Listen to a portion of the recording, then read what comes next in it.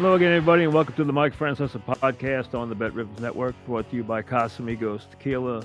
Casamigos Tequila is brought to you by those who drink it. We come to you on this Wednesday morning on the Mike Francesa channel, on the Bet Rivers Network, on YouTube. Getting ready for another NFL week as we hit week 11 in the National Football League, 2 weeks to Thanksgiving, and a time where college basketball is underway. You had a couple of big games last night as Kansas turned back Michigan State, and you saw the old, as in Kentucky's team, against the new, which is the Duke team. And Kentucky prevailed, but Duke showed you that by March they will be something pretty special. So college basketball is underway. College football is trying to figure out this new playoff system they will have this year, which I think will turn out to be a success from a TV standpoint and a fan standpoint. I think they'll like it. And obviously, the hot stove league is underway as Soto has expanded the number of teams that will entertain him, which can only drive the price up.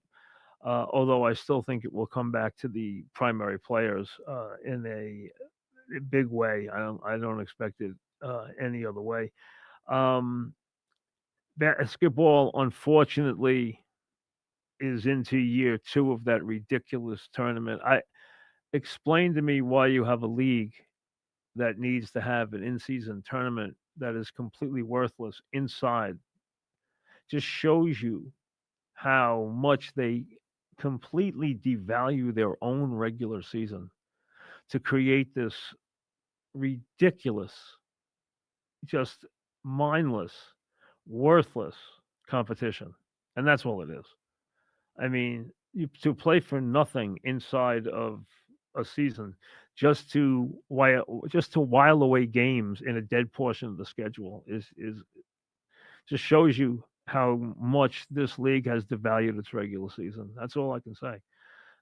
Instead of making a point of building on the teams that are having good stories early, like Cleveland, instead they come up with this ridiculous competition and try to sell it, and then to have their announcers try to sell it. And last night I'm watching, telling you how exciting it is. Exciting, it's garbage. It's complete garbage. That's what it is.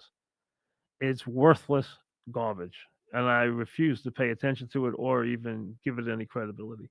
um a little bit about the Giants state of the art, state of the franchise, which came out yesterday as the GM decided to grace everybody with his presence on the bye week. And to tell you that while we're 2-8, we're not a bad 2-8.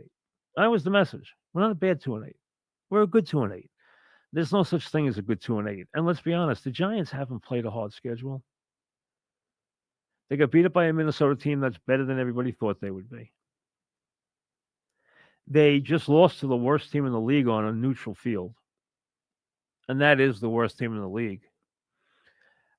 Every team in this league that has a bad record can tell you that they lost close games, because most NFL games, with an aside to Carolina, which went through about a 5-week period before they started winning games, where they were getting blown out every week and losing by 2 to 3 touchdowns, which is unusual in this league because most games are decided by 7 points or less. And to say that that is a worthwhile thing when they've encountered a good team like Philadelphia, they were embarrassed. They were non-competitive. They couldn't even play in that game in any way. Matter of fact, they had players quit in that game, and they were completely non-competitive. The fact that they've lost in their division to to Washington twice in close games, or that the Pittsburgh game wasn't a complete blowout, or that they lost to Dallas close and got a bad call. Hey, every team can sing the same song.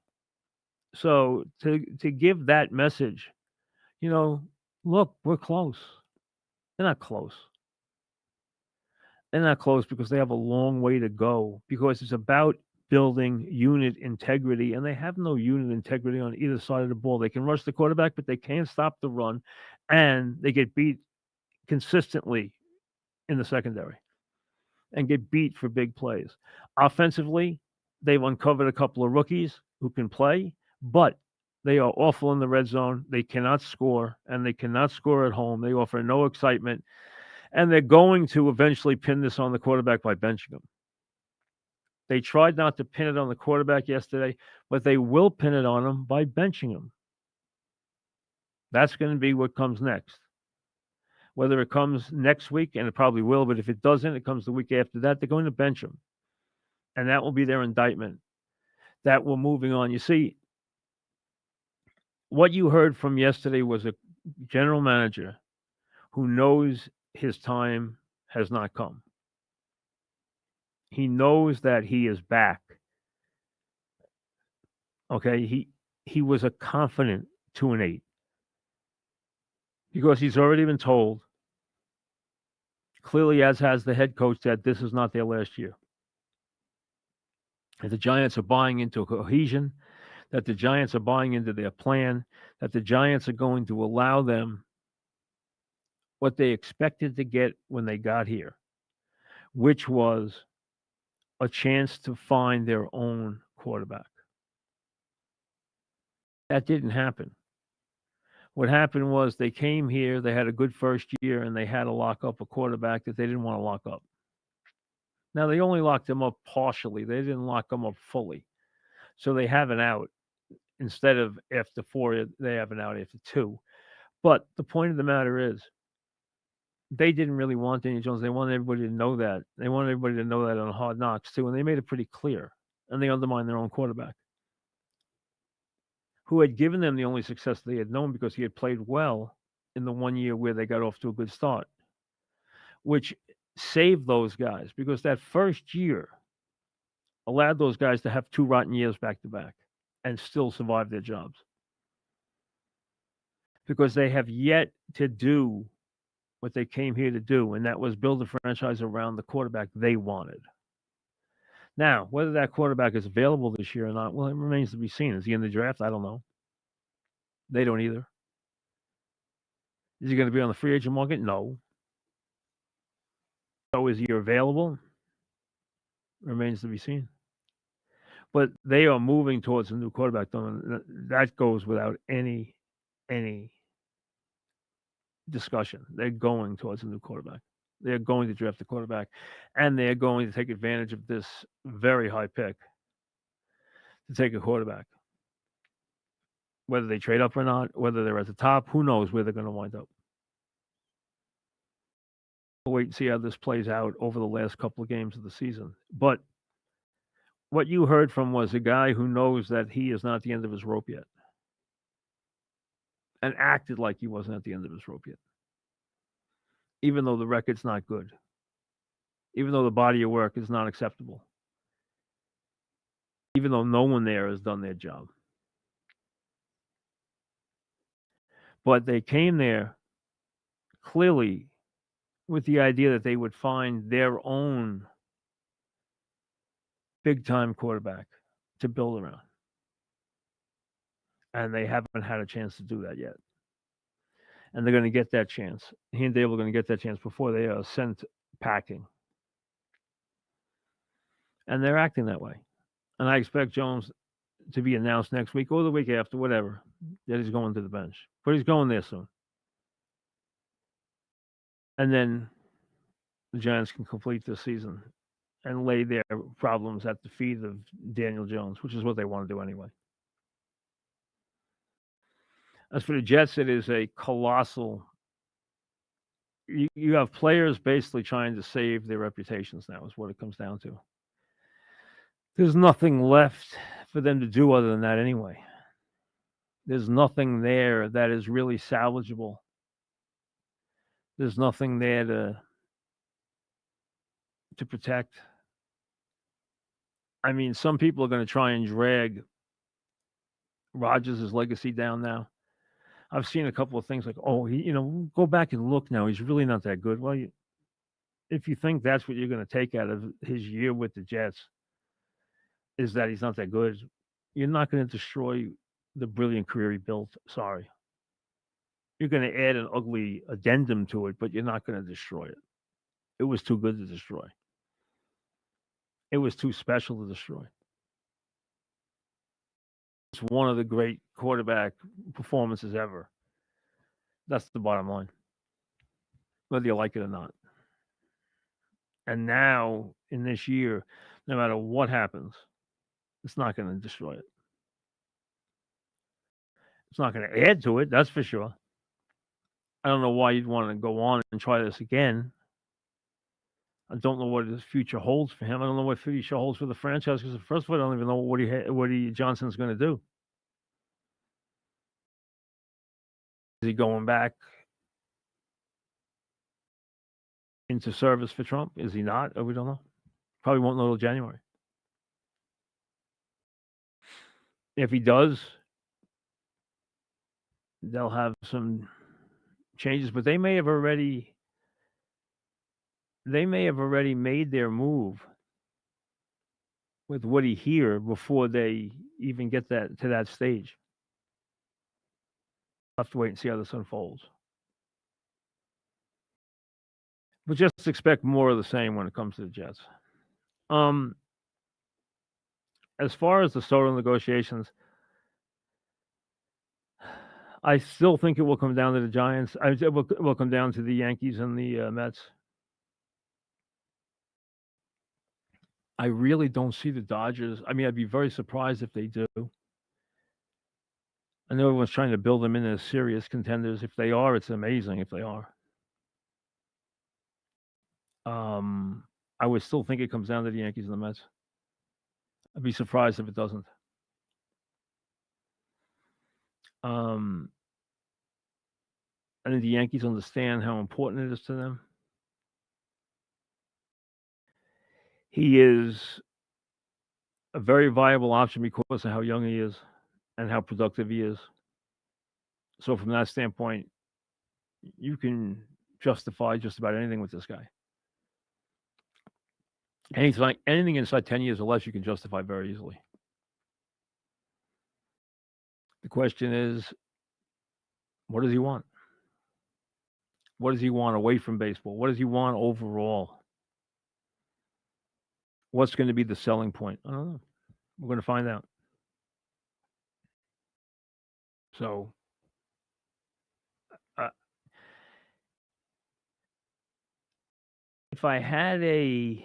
if you made me make a prediction,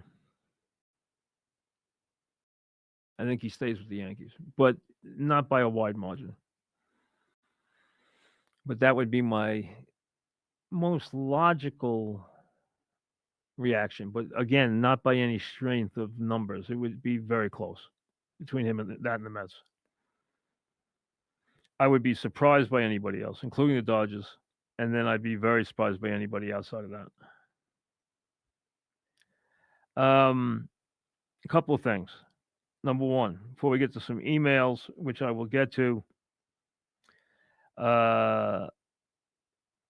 the prop packs, the NBA prop packs. Check out the all-new prop packs exclusively at BetRivers. Place a qualifying NBA same-game parlay, and you'll receive a prop pack.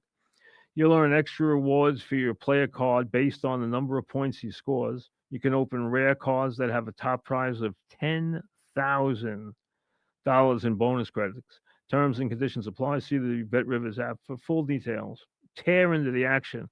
So check out the NBA prop packs as you start to fool around with your NBA same game wagers. We have a Knicks boost for you. Here it is. Today's boost is on Brunson and Towns to combine for over 54.5 points as the Knicks take on the Bulls. The original odds were 110. They're boosting it up to 125 at BetRivers on the app. So check it out at betrivers.com or on the BetRivers app. And that's Towns and Brunson to go past 54.5. You know, some people have been unhappy with the Knicks so far. They're clearly not a finished product. They don't have much depth right now. They're missing a big man. They need to get Robinson back. They need size. They need rim protection. Towns has been very good offensively. But remember, I hear a lot of criticism of Bridges and a little criticism of Brunson. Realize that they are a new team that has a different mandate this year, especially on offense. Defense too, because they're not the same defensive team they were.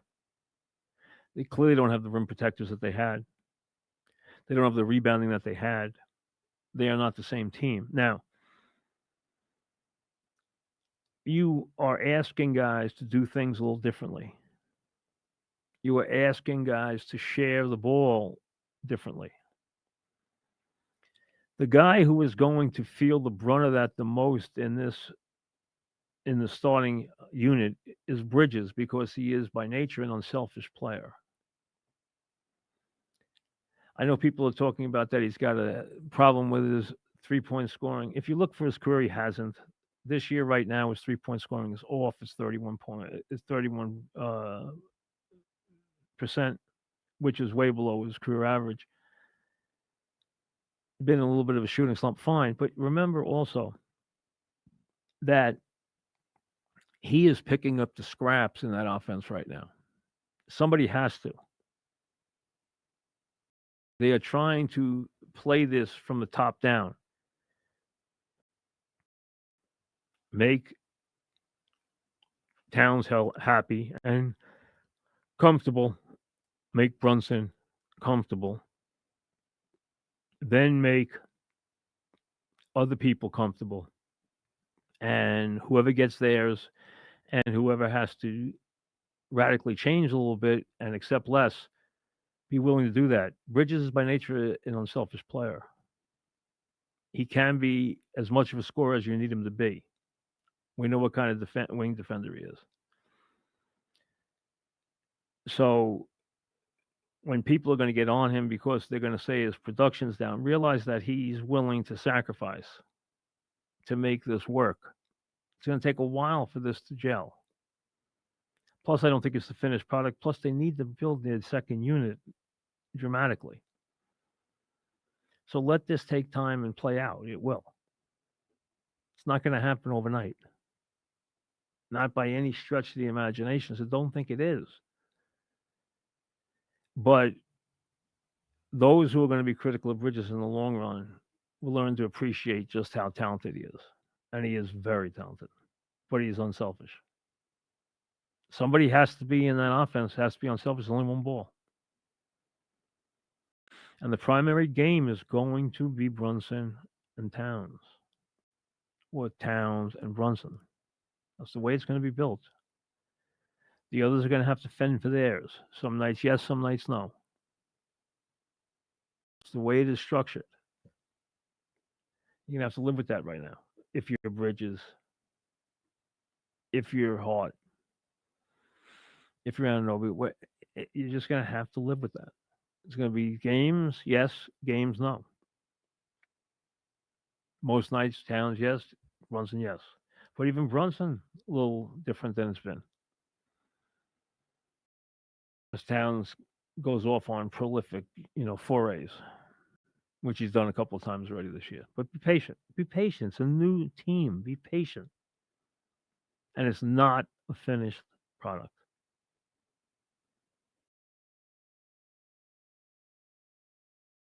There's nothing.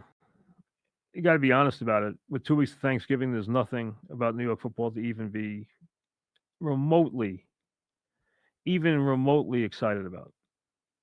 There isn't. Not even remotely. It's that bad. It's that bleak. You never thought it would turn out this way, but it has, and that's just the way it is. You got to live with it, and there's nothing there. But there are some interesting games this week. The Thursday night game's interesting. The Commanders and the Eagles. The Commanders are up to this, but their margin for error is going to be small against the Eagles. They're going to have to be extremely efficient with their offense, and their offense is going to have to keep the Eagle offense off the field, which means move the chains, but keep the ball. Have long drives.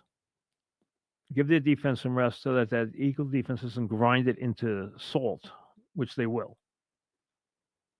that Eagle offense will just grind that Washington defense down if they let them. But it could be a very interesting game. You have the Ravens and the Steelers. Now, usually when they play, the Steelers have always impacted their defensive will on the game and made it a much more physical, down and dirty game and took it down to their level. Now, with them wanting to have a passing game, I think you might see them open it up a little bit where the Raven offense and the Steelers offense may actually open up in a game where these two don't usually open it up. So this game might be a little more open than you're used to seeing a Pittsburgh Baltimore game, which would be 17-14. If you look, the Ravens' stellar quarterback usually has very, very mediocre numbers against the Steelers.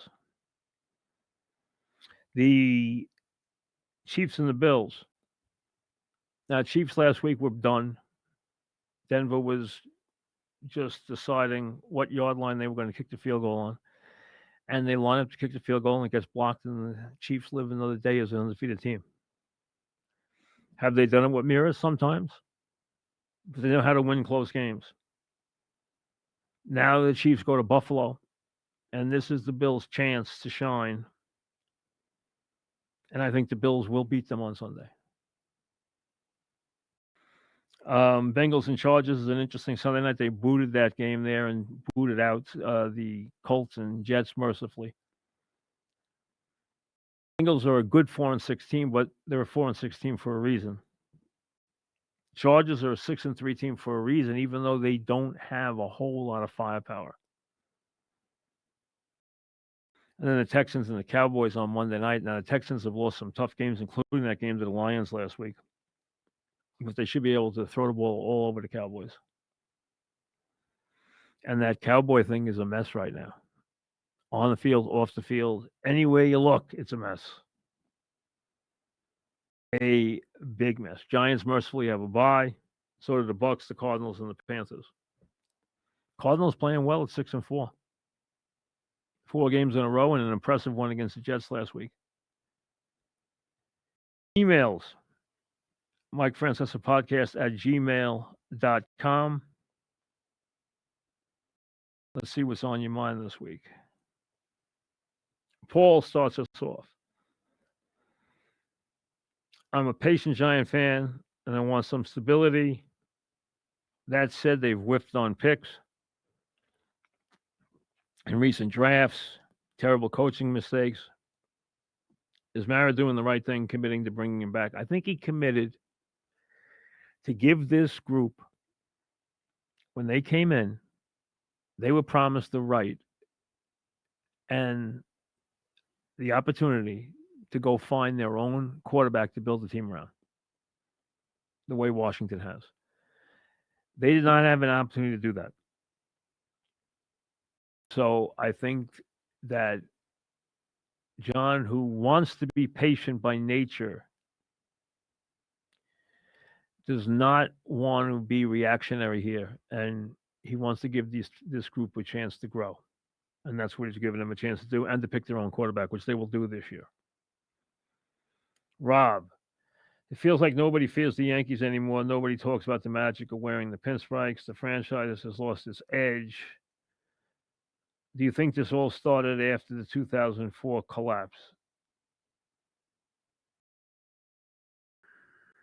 No. I think it happened when George left.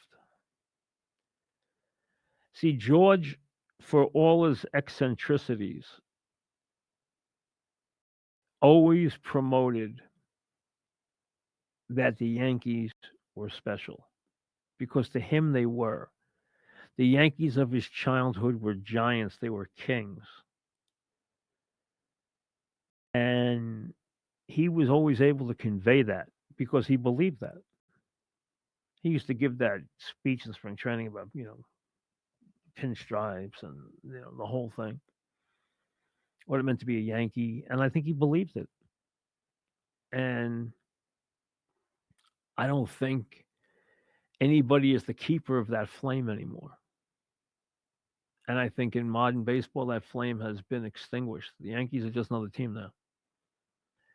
In a lot of ways, they'll always be somewhat special, like the Dodgers are, but they're no longer like the Yankees were.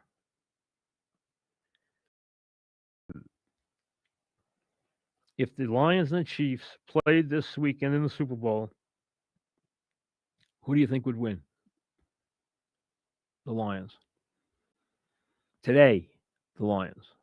I might have a different opinion in February. Today, I think the Lions are the best team. Since 2015, the Giants have had 6 different O-line coaches. Are the problems at O-line from this coaching turnover? I think it's not just coaching. That's part of it.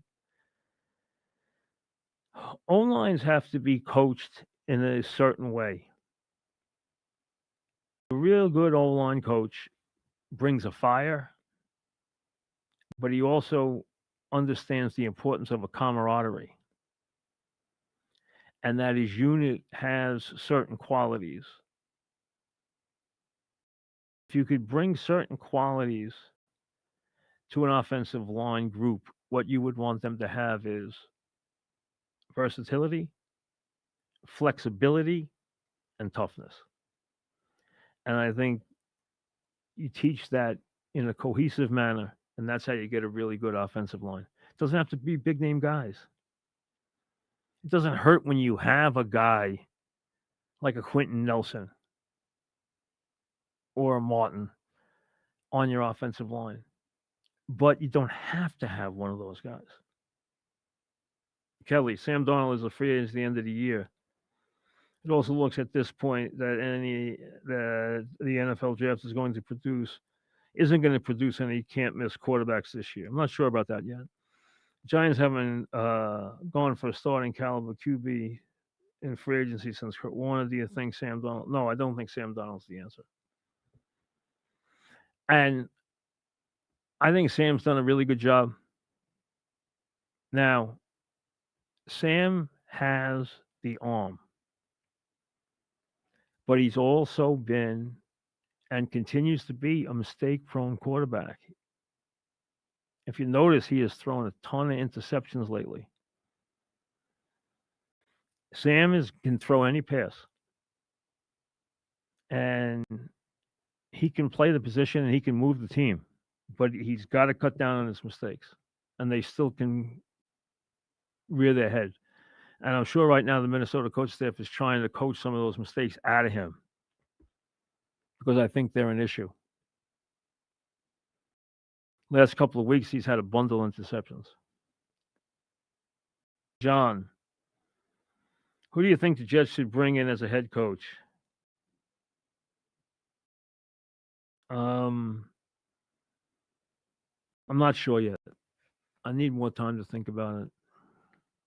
I'd like to know something about what Aaron Rodgers' plans are.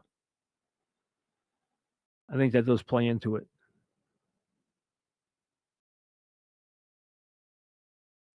RJ, when will Joe Douglas enter the hot seat and receive criticism? I think that time has come. I think Joe Douglas will probably get fired this year, along with everybody else.